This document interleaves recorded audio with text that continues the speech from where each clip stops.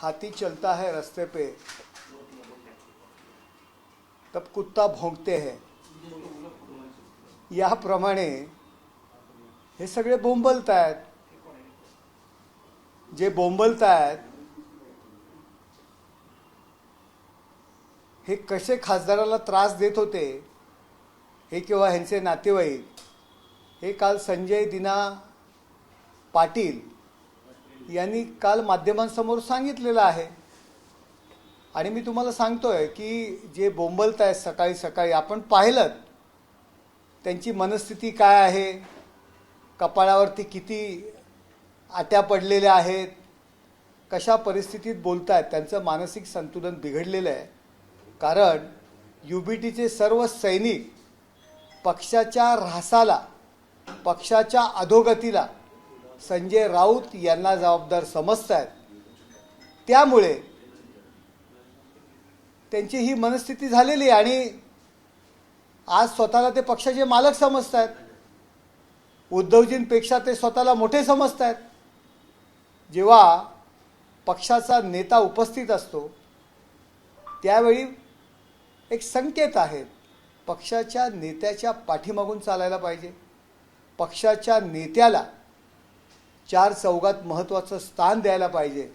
परंतु आपण पाहत आहे 2 ते 3 दिवस ज्या पद्धतीमध्ये हे बोंबलणारा भोंगा पक्षाचा नेता कुठेतरी मागे राहतोय आणि हेच पुढे चालत आहेत.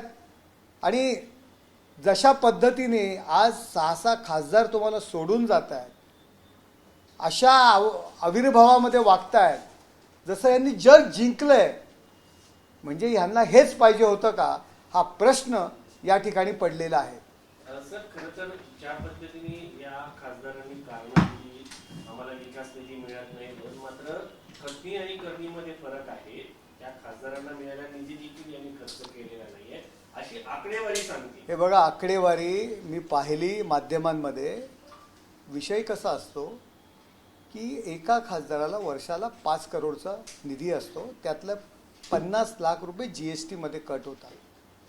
4.5 करोड निधी वर्षाला असतो.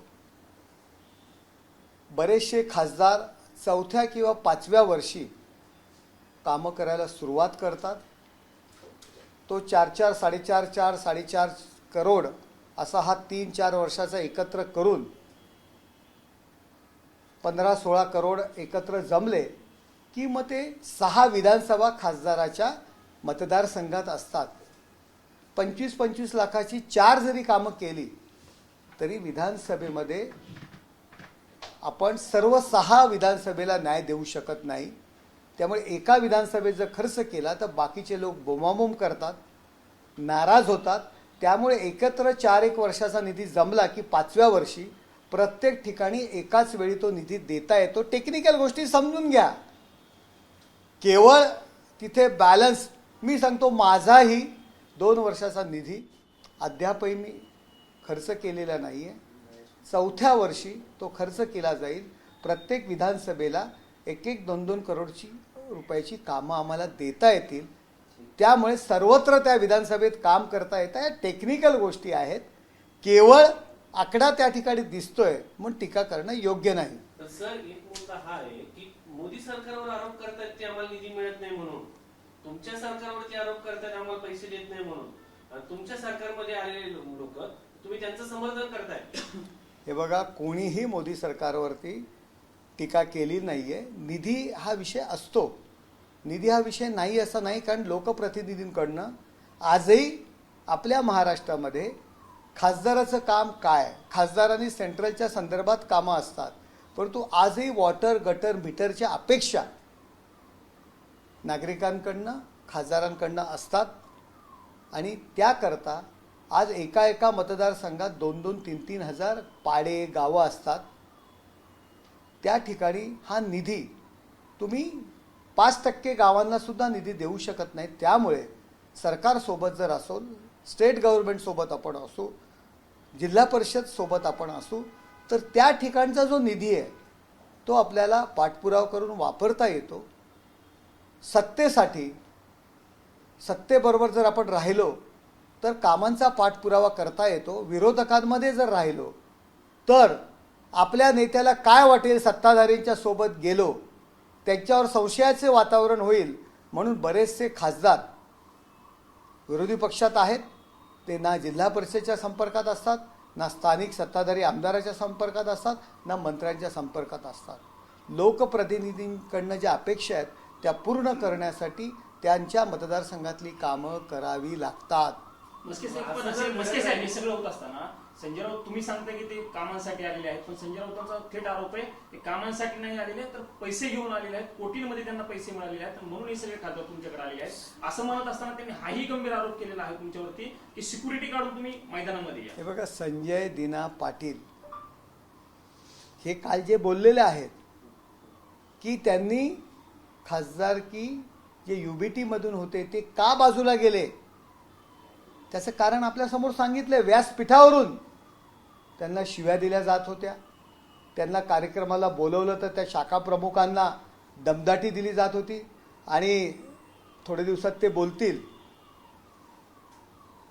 त्यांचं तर असं म्हणणं आहे की तिकीट काय मला फुकट नाही दिलं. त्यामुळे दानवे, अंबादास दानवे, संभाजीनगर, विचारा खैरेंना, सुषमाताईंना विचारा, त्या ठिकाणचे आमदार कैलास पाटील आहेत त्यांना विचारा, विधान परिषदेचं तिकीट कसं दिलं आणि कसल्या गप्पा मारताय करोडच्या. आपल्याकडे काय चालतंय, आपण काय करत होतात.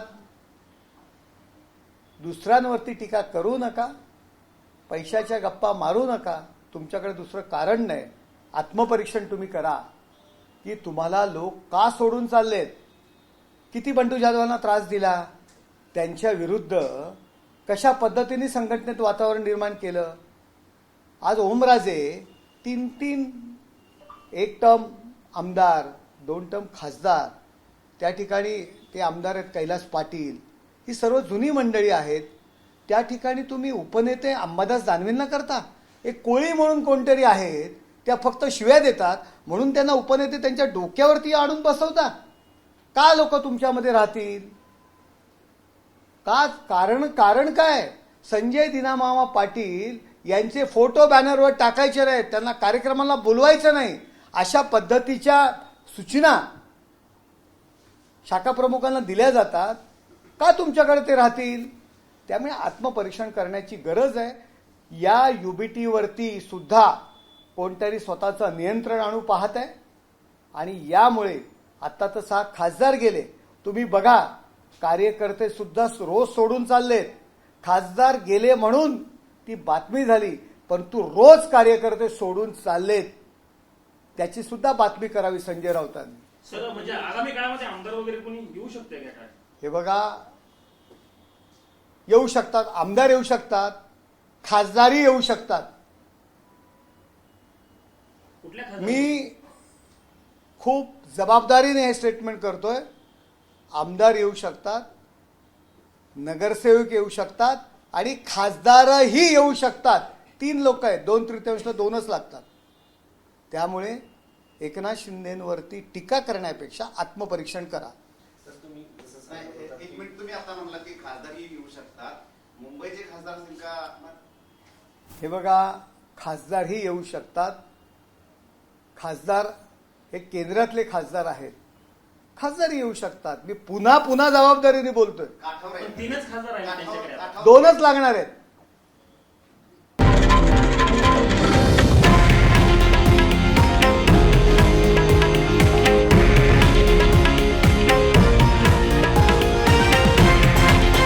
हे आहे देशातील नंबर 1 न्यूज नेटवर्क आणि आपण पाहत आहात TV9 मराठी, एकमेव.